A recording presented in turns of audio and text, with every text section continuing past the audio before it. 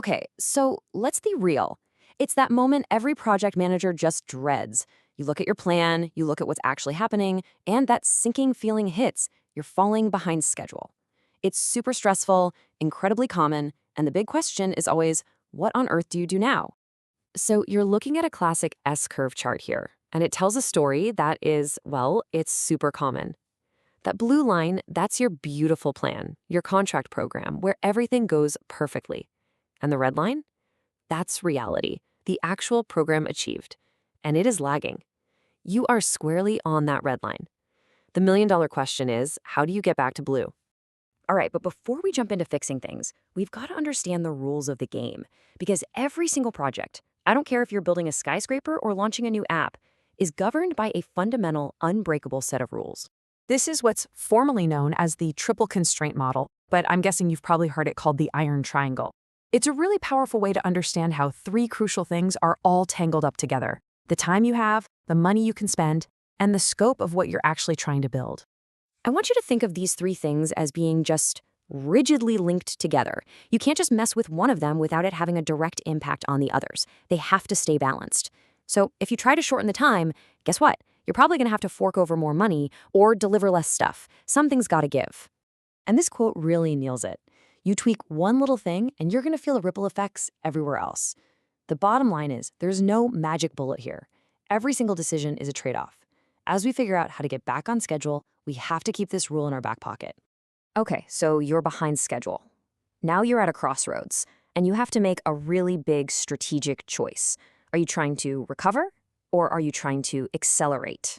Now, they might sound kind of the same, but trust me, they are totally different strategies with very different goals and consequences.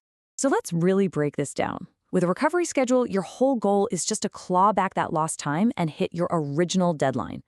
An acceleration schedule, on the other hand, is way more aggressive.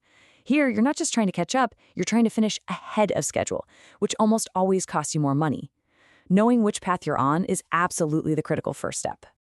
All right, so for now, let's just focus on recovery. How do you actually get back on track? And it's not as simple as just yelling, work faster at everybody. No, it's a real strategic process. You've basically got three main levers you can pull here. First, you got to look at the schedule's logic. Then you can optimize your resources. And finally, there are these cool techniques called schedule compression. Let's dig into that first one, the logic. Okay, first things first, schedule logic. Every schedule has two types. You've got what's called hard logic. This is the stuff that's based on, the laws of physics. You literally cannot pour a concrete foundation before you've dug the hole. It's completely inflexible. But then you have soft logic, and this is where things get interesting. This is based on preferences, like deciding to paint the whole building only after every single piece of drywall is up. Is that necessary, or is it just convenient? That's a choice, not a physical reality. And that soft logic, that's your gold mine. That's where the opportunities are. If you can dig in and really question why things are sequenced a certain way, you can often find some really clever ways to save time without just throwing more money at the problem. This is where a great project manager really earns their keep. Which brings us perfectly to our first compression technique. It's called fast tracking. Let me give you a super simple example. So the traditional way, right? You plan to get all the drywall installation done, and only when every last piece is up, you bring in the painters. It's neat, it's tidy, one thing after another. But with fast tracking, you start overlapping those jobs. Think about it. If you're in a huge building, why wait? You can start painting in the rooms where the drywall is already done, while the drywall crew is still working down the hall. See what happened there? You just turned a sequential job into a parallel one, and boom, you've saved time. Okay, another really smart move is something called resource leveling. This is all about avoiding what we call overmanning, which is just a fancy way of saying you have too many people tripping over each other in the same space. Just imagine trying to cram electricians, plumbers, and painters into one tiny bathroom on the same day. It would be absolute chaos, right? Nothing would get done. So resource leveling is just the process of looking at that mess and saying, hey, you know what? Let's move the painters to Thursday when the room is free. You keep everyone working efficiently without messing up your critical deadlines. Okay, we have to switch gears for a second and talk about a really serious risk here, and this one is aimed squarely at the project owners. Because just demanding that a contractor get back on schedule can backfire big time. It can land you in a very sticky, very expensive legal situation.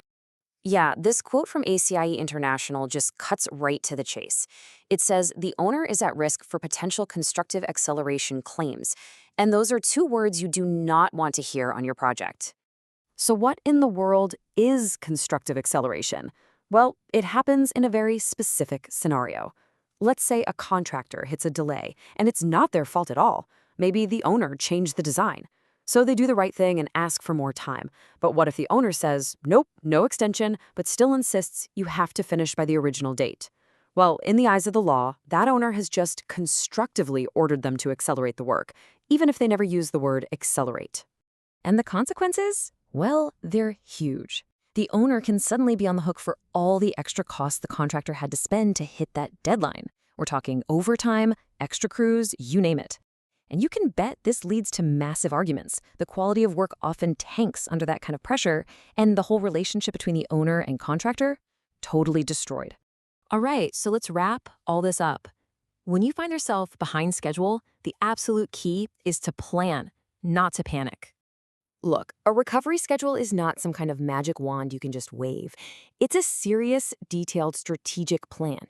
It's the end result of a contractor digging deep into the schedule, analyzing the logic, the resources, all of it, to find a real, achievable path to get back to that original finish line.